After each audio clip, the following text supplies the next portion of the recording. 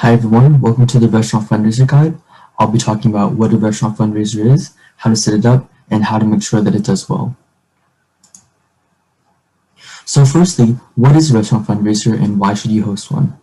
So a restaurant fundraiser is also known as a spirit night fundraiser, and basically you work with the restaurant business, you set up a certain date and time period like March 10th from 4 to 8 p.m.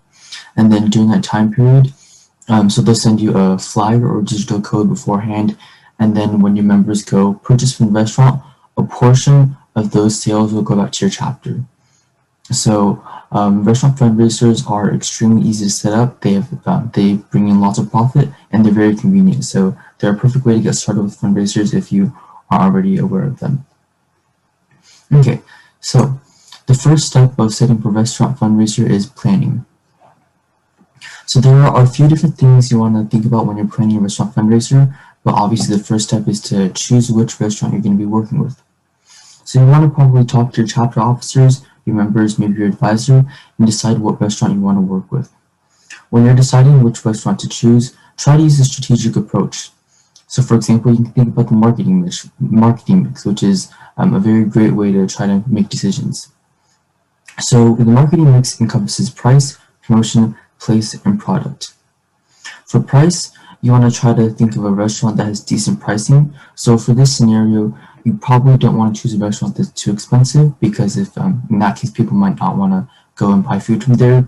You also don't want to choose a restaurant that's too inexpensive either because remember, you're going to get a portion of the sales. So if the food there is very cheap, then obviously you won't be getting much money in return. For place, you want to make sure that the restaurant is close enough to your school because you want to make sure that your members will be able to easily commute there and there won't be anyone who doesn't go to the fundraiser just because it's too far away. So usually a good location is probably somewhere near your school. Obviously this can depend on where you're located, where your members are located, but usually picking a restaurant near the school is a safe place to go because, well, obviously people who go to the school are probably living somewhere nearby. So a restaurant that's near the school is probably a safe bet. As for product, you want to choose a restaurant that people actually like to eat at. So you try to ask around, ask your members and your officers, see what restaurants that your peers like eating at. The best restaurant fundraisers involve places that people enjoy eating food from, since that will motivate them to actually participate and purchase a large amount of food. For promotion, try to come up with a good promotional plan. This obviously depends on whether your school is all virtual or if you're back in person, but I'll talk about a bit of both. Regardless of the situation, you definitely want to utilize social media. Post about it on your chapter's social media account and encourage your officers to share it too. Word of mouth promotion is also essential. Tell your family, tell your friends to come and show support by purchasing. Make sure to remind them to show the flyer or use this digital code though, because if not, then you won't get any money off of it and that would be a waste. If you're back at physical school, then you could post flyers around your school or send them to teachers' classrooms or whatever is allowed. Make sure that whatever you do is in compliance with your school's ASP because you don't want to get into any trouble. But you can try options like that to make sure that you get the word out for your fundraiser. Most applications require at least a month or 4 weeks in advance. So when you're planning, keep that in mind and don't wait until the last minute to schedule it. So you want to make sure you get to a date that's pretty far in advance just to make sure that you'll be able to get the application in. And lastly, you want to set goals. So this will help because a lot of applications will ask you about how many members you think will participate or how much you think you'll raise. And so in order to answer this question and just to kind of figure out what you're going to exactly need to do for this fundraiser, how much you're going to need to promote it, stuff like that. So you want to try to think about how many members, is it a good time period? Do you think a lot of people will go? And just get a good solid number so that you'll know exactly what you'll need to do.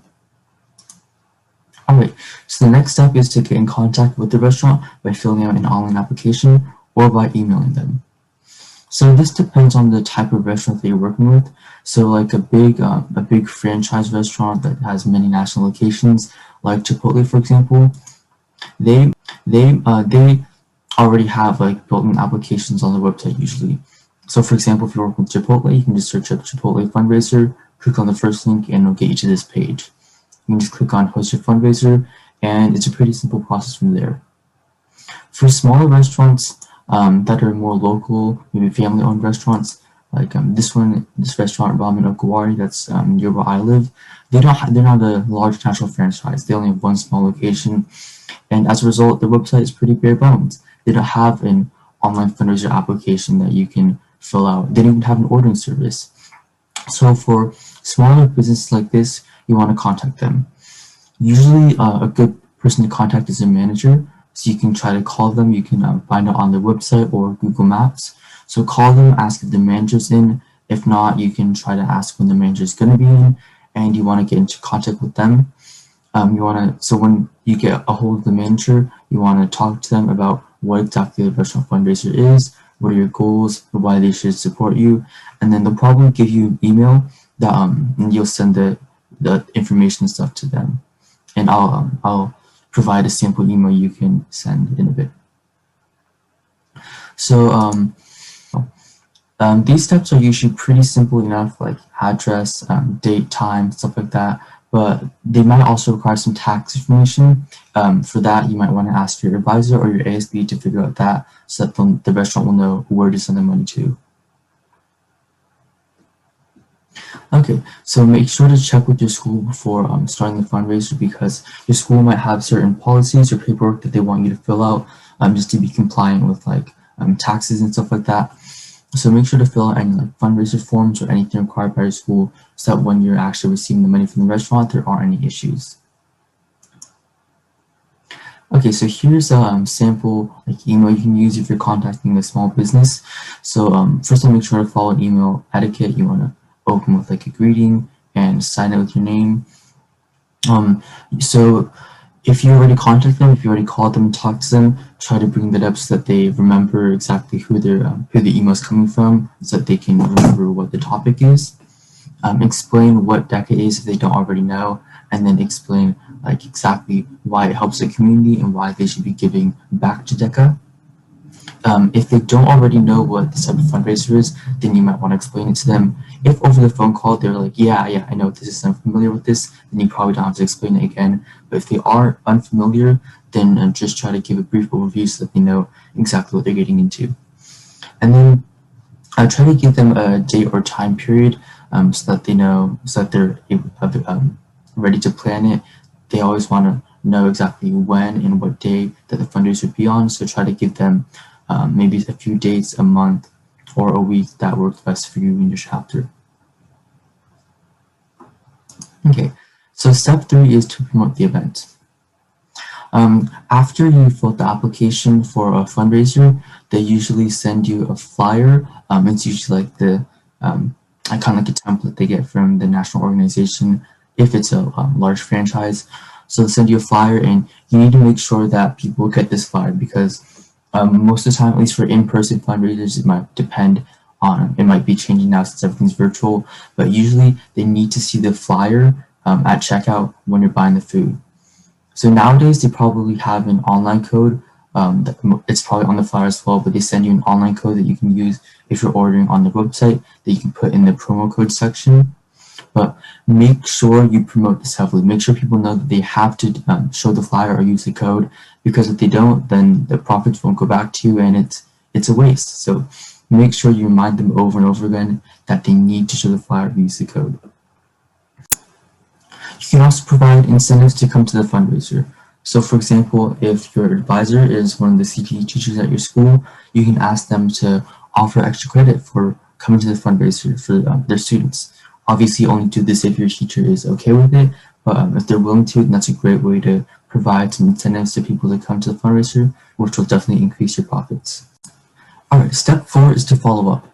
So usually about a day or so after the fundraiser is over, the restaurant will send you a check with the amount that they're donating back to you, and they may ask for the school's address or tax information as well. So you also want to respond to them, obviously give them whatever information they're requesting, but also try to end things on a good note. Be polite, tell them how appreciative you are, tell them that you're looking forward to working with them again in the future. It's important to build a good relationship, especially if you are planning on working with them again, if you're planning on requesting another fundraiser, because then you'll build like a good image in their mind and they'll be more likely to accept another fundraiser for you.